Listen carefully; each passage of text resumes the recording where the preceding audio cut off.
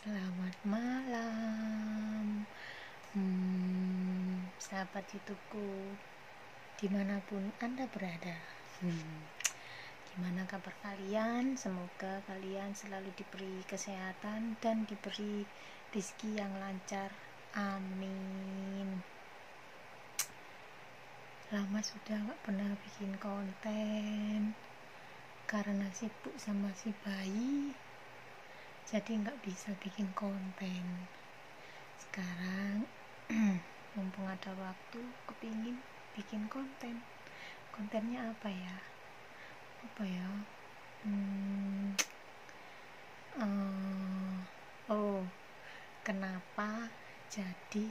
kenapa milih jadi TKW, alasannya apa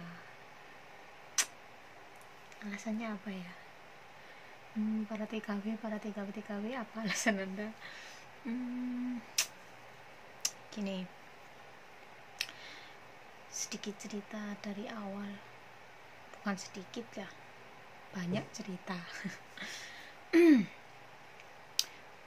Awal-awal saya dulu pernah bantu di bidan desa saya. Pertama cuma bantu nulis apa-apa, itu saya disuruh bantu, nggak digaji. Lama saya sudah bantu, akhirnya sama Bu Bidan saya dijadikan kader di posyandu desa saya. Di posyandu itu saya sering bantu orang melahirkan, mbak melahirkan. Saya sudah sering menyaksikan beberapa orang-orang melahirkan, sampai banyak anak-anak yang masih muda-muda di kampung saya yang hamil, yang mau melahirkan, pada ngomong, "Pak, nanti saya kayak melahirkan, sampean ya yang jaga." Banyak. Lama saya jadi kader di desa saya. Habis jadi kader ada sensusan, saya dipilih dari kepala desa untuk membantu sensus ekonomi 2016 kalau nggak salah. Tahun 2016 saya pernah jadi mitra BPS Pamekasan.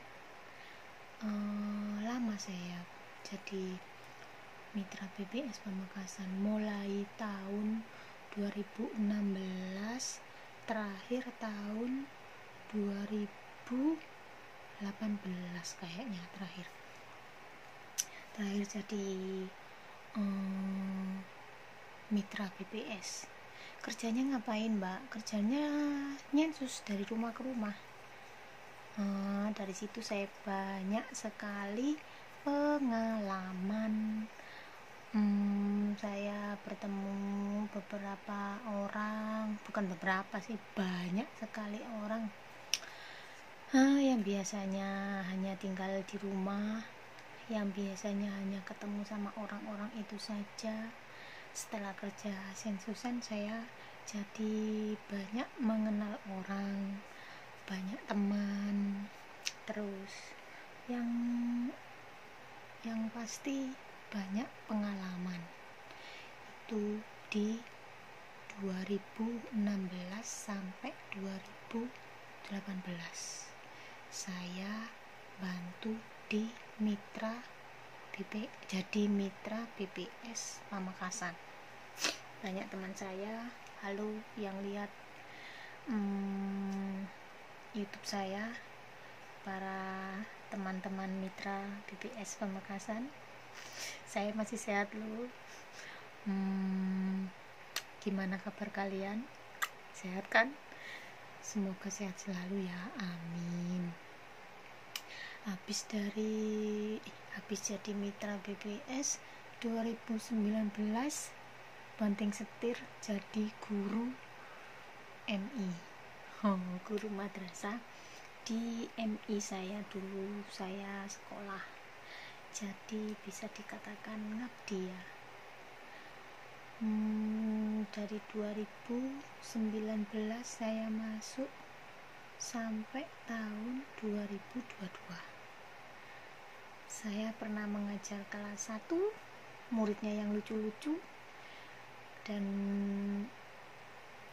anak-anak kelas 1 itu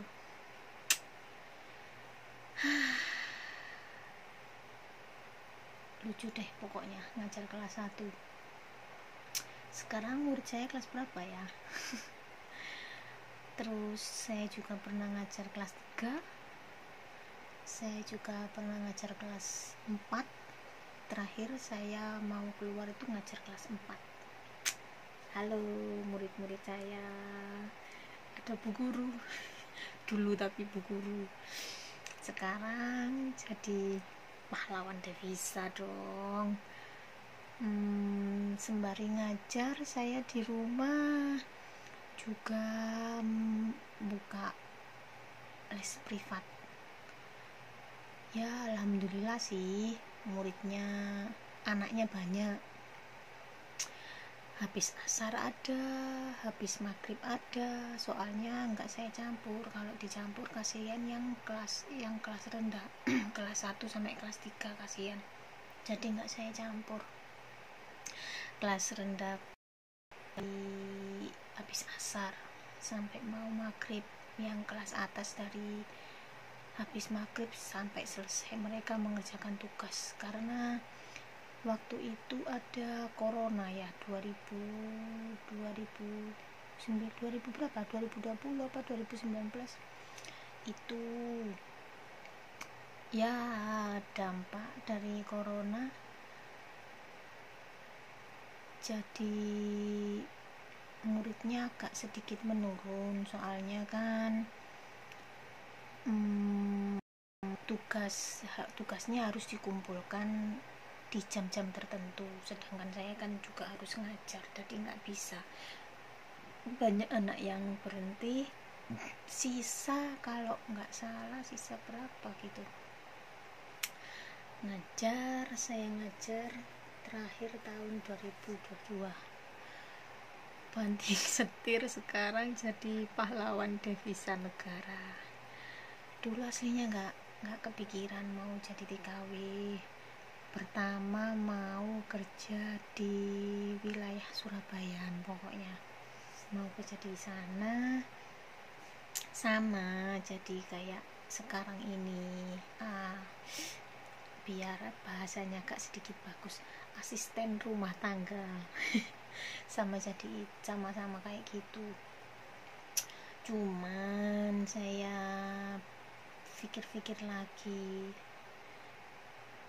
di daerah Surabaya kan juga nggak ketemu anak, jauh dari keluarga.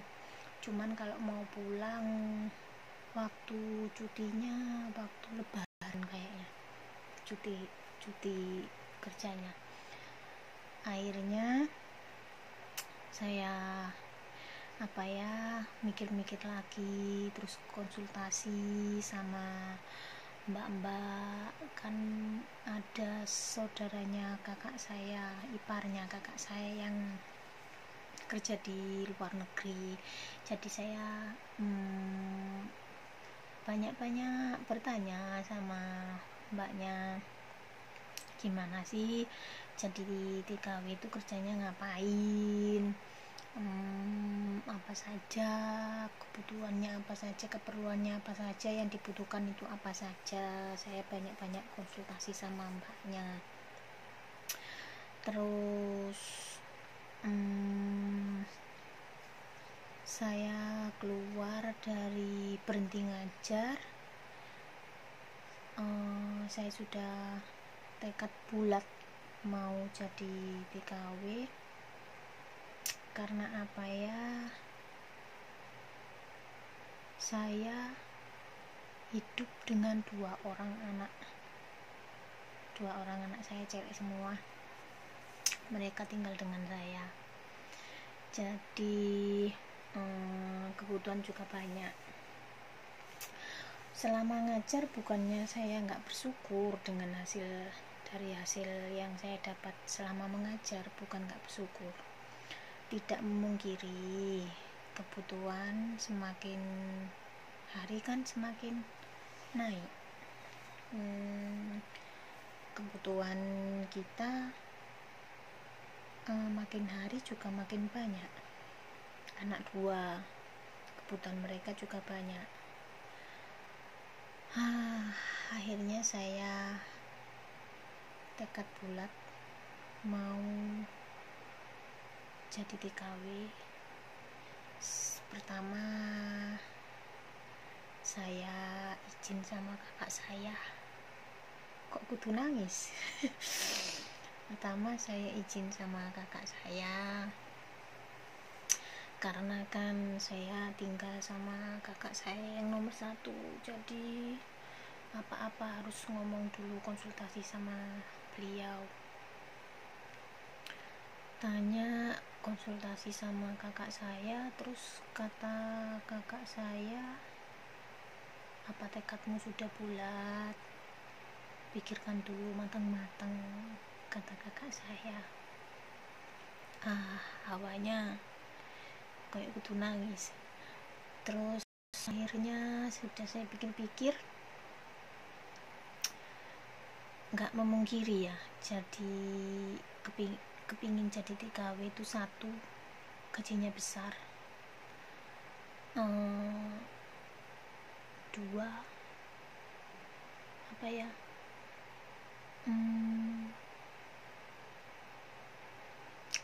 pokok pertama yang ada di pikiran saya itu lumayan ya, cara kerjanya sama ya, kayak anggap aja lah rumah sendiri, anggap saja kita tinggal di rumah sendiri. Kalau rumah keadaan kotor kita gimana? Gak mau kan. Pertama sih juga mikir-mikir, bisa nggak ya. Sudah konsultasi sama kakak saya, katanya wis mantep ta. Akhirnya saya bilang iya. Terus saya konsultasi sama sponsor yang mendaftarkan saya di PT. Dulu yang mendaftarkan saudara iparnya kakak saya. Konsultasi sama beliau. Pertama kali medikal, habis medikal saya disuruh milih hari apa yang mau berangkat. Kalau nggak saya berangkat hari apa ya, itu Kamis kalau nggak salah. Kalau nggak Kamis, hari Kamis insya Allah saya pilih hari Kamis. Saya berangkat hari Kamis ke PT saya, namanya PT Bina Dinamita Rama, ada di daerah Lowokwaru. Itu PT saya. Masuk PT terasa asing ya, lucu. Pertama masuk PT, yang ada di pikiran saya, nanti sekolah pakaiannya harus rapi, terus boleh berkerudung. Jadi saya berangkat ke PT yang saya bawa baju, ada baju ngajar saya yang saya bawa, ada baju batik sama rok panjang sama kerudung. Jadi saya bawa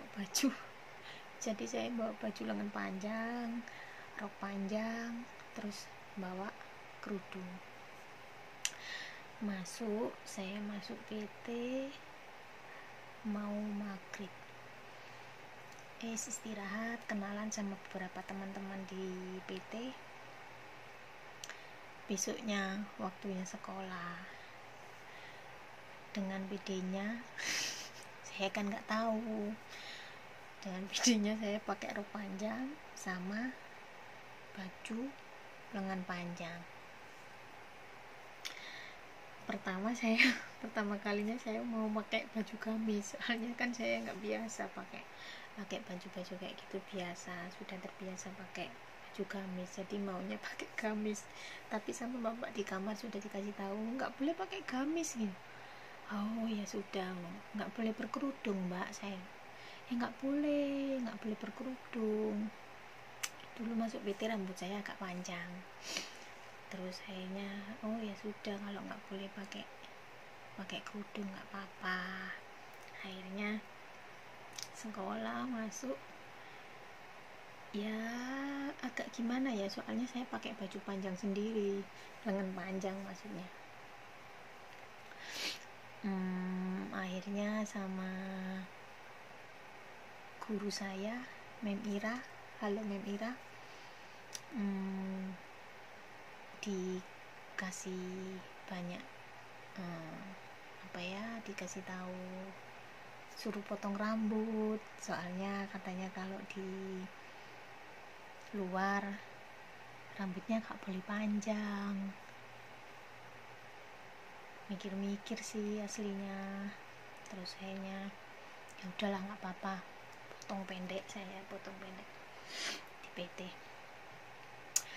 Saya di PT ada bulan 7 akhir saya masuk, saya berangkat bulan 12 berangkat terbang ke sini.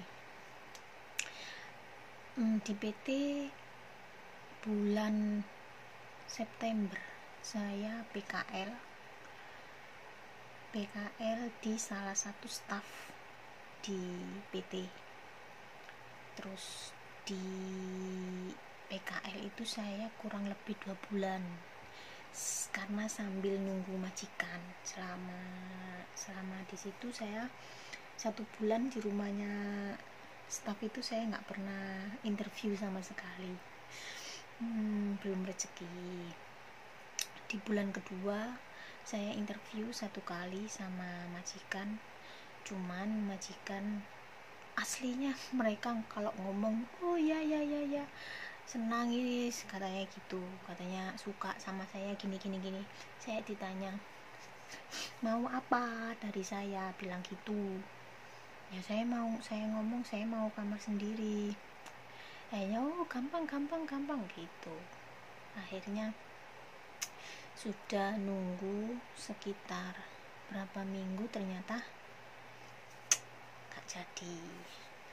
Akhirnya selang beberapa hari saya interview lagi menjaga bayi. Cuman katanya setelah lihat saya, katanya saya gemuk, jadi nggak mau. Katanya kalau di Hongkong itu nggak mau orang gemuk, soalnya rumahnya kecil-kecil. Lama sudah di PKL, hampir saya putus asa. Konsultasi sama kakak mau ke Taiwan, soalnya kan Taiwan baru buka biasanya gampang, nggak usah interview, pokoknya cocok masuk. Akhirnya konsultasi sama kakak, saya nggak boleh, kalau kamu mau ke Taiwan saja, kata kakak saya gitu. Ya sudah, ditunggu saja, memang belum rezeki. Sampai ada titik mana saya merasa ya sudahlah, maksudnya pasrah sama Allah. Ya sudahlah, saya terima, kapanpun saya dapat majikan itu pasti yang terbaik bagi saya. Sholat malam nangis minta sama Allah. Akhirnya sama staf ditanya, kamu mau di sini, nunggu di sini apa balik ke PT? Akhirnya saya ngomong saya balik ke PT saja. 2 bulan saya di sana. Akhirnya saya balik ke PT. Dapat berapa hari, nanti kamu interview. Akhirnya saya pamit sama Mem Ira, lagi-lagi Mem Ira. Saya pamit, Mem, saya mau izin izin boleh nggak, saya mau ke makam ibu saya. Oh boleh, cuma ke makam saja ya. Iya, itu saya belum dapat kabar kalau saya mau interview. Akhirnya di jalan ditelepon sama Mbak Ira, nanti kamu interview jam segini. Senang saya dapat kabar seperti itu. Pulang mandi-mandi ke makam, dia kirim doa ke ibu. Akhirnya malam interview. Waktu interview sama sekali nggak ada rasa grogi. Saya dibantu sama mbak-mbak Ik yang sudah pernah ke Hong Kong. Jadi mereka mentranslate apa yang diomongkan majikan, saya menjawab. Bukan mengajari jawabnya, enggak, cuma membantu mengartikan. Pertanyaan majikan saya yang jawab saya semua. Akhirnya interview langsung deal dari interview itu. Seneng, mungkin ini buah dari kesabaran saya. Akhirnya saya dapat majikan ya sekarang ini, yang alhamdulillah orangnya super baik. Baik-baik sekali orangnya, anak-anaknya juga baik. Majikan saya baik sekali orangnya. Ya begitulah sedikit cerita kenapa mau jadi TKW. Ya mungkin itu alasannya. 1, kebutuhan. 2, di sini gajinya besar. Cara kerjanya sama saja kayak kerja di Indonesia, sama saja, cuma kita bahasa di sini yang membedakan. Kalau cara-cara lainnya sama. Mungkin itu saja. Sedikit cerita kenapa sih mau jadi TKW, yaitu alasannya. Kalau ada mbak-mbak TKW lainnya yang